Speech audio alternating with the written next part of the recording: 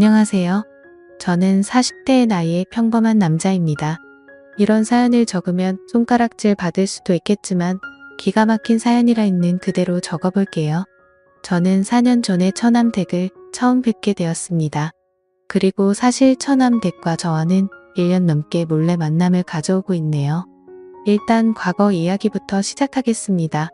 처남은 결혼할 여자라며 우리 집에 아가씨를 한 명 데리고 왔었습니다. 그때 처남이 데려온 여자친구를 보고 아내의 눈빛이 불안하게 떨리는 것을 캐치하게 되었었죠. 처남도 그런 누나의 눈빛을 읽었는지 모르겠습니다. 저는 아내가 입양하라는 사실을 알고 있었습니다.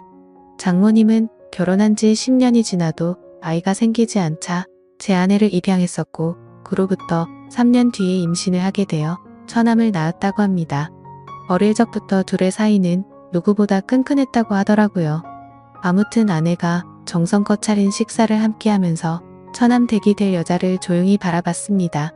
다소곳하게 다리를 모으고 앉아서 얌전하게 식사를 하는 처남댁은 너무 순진해 보이고 예뻐 보였습니다. 하지만 어색한 시간이 조금 지나고 보니 성격은 매우 쾌활했습니다. 그 자리에서의 만남이 쉬운 자리는 아니었지만 이런저런 이야기를 나누다 보니 조금 편해진 느낌이 들었습니다. 처남댁은 제게 맥주를 따라주었고 저는 묘한 기분이 들면서 이상하게도 처남댁에게 관심이 가기 시작했습니다. 처남은 지금 다니고 있는 회사에서 처남댁을 만나서 결혼 준비를 하였고 우리 네 사람은 곧잘 어울려 다녔습니다. 처남은 나를 매형으로 아주 좋아하고 있었고 처남댁도 아내에게 언니라고 부르며 친해지려는 노력을 하는 것이 보였습니다. 하지만 아내는 그런 처남댁을 은근히 밀어내며 촉을 세우는 것이 보이더라고요. 아내가 왠지 모르게 처남댁을 시기 질투하는 것처럼 보였습니다.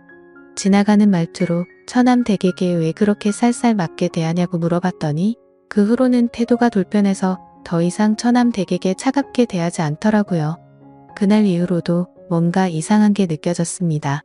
처남과 처남댁이 결혼하기로 한 후로 아내는 굉장히 신경이 날카로워진 것이 느껴지더라고요. 자기의 사랑스러운 남동생을 그 여자에게 뺏겼다는 일종의 질투심인가 보다 하고 넘기고 싶었는데 아내는 식탁을 치우다가도 잠이 들기 전에도 멍을 때리는 모습을 보였습니다. 그러더니 어느 날은 샤워를 마치고 침대에 갔더니 아내가 이불을 뒤집어 쓰고 울고 있더라고요. 그때는 왜 그러지 싶었습니다. 이후 처남은 많은 사람들의 축복을 받으며 결혼을 올렸죠.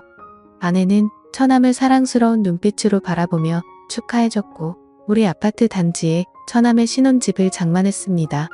처남댁은 형제가 없어서 그런지 우리 부부와 어울리는 것을 좋아해서 그런 결정을 내렸던 거죠. 결혼 전에 집을 알아볼 때, 혼수를 장만할 때, 집 계약을 할 때도 우리 부부와 함께하고 의지했습니다. 처남댁은 나를 보며 고모부가 너무 의지된다고 하면서 감사 표현을 하더군요. 두 남매의 관계가 수상하다고 생각이 들 때쯤 처남댁에게 전화가 걸려왔습니다.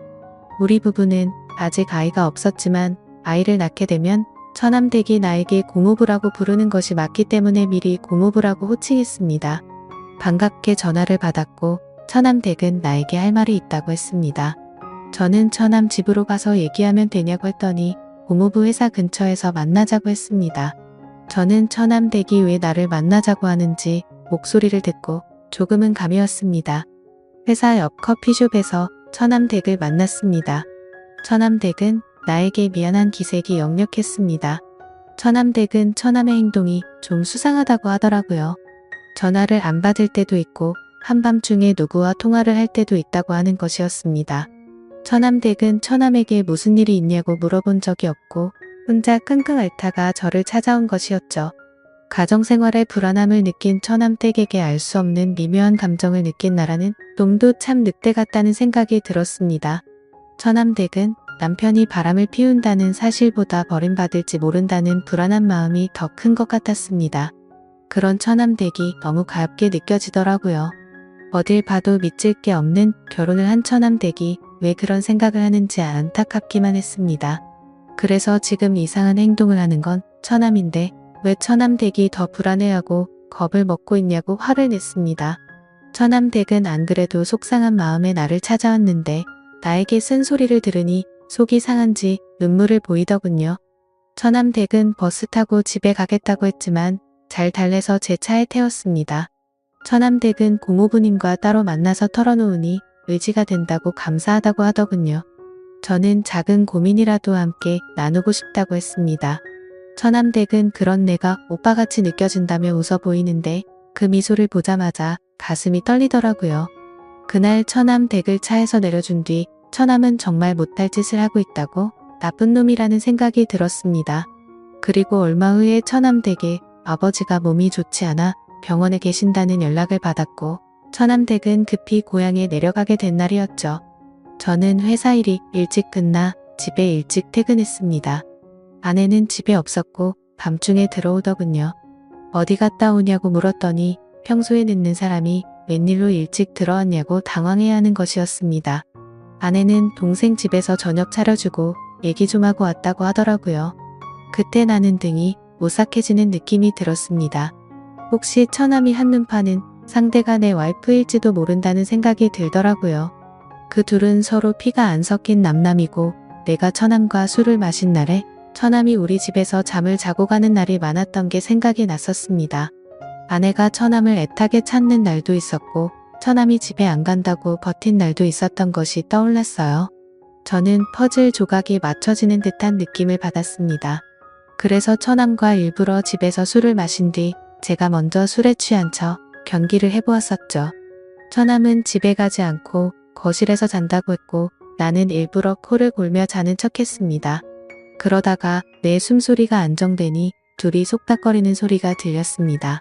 옷방으로 가서 같이 있자고 하는 소리를 듣고 말았던 거죠. 촉을 세우고 그 둘의 만행을 다 알게 되었습니다.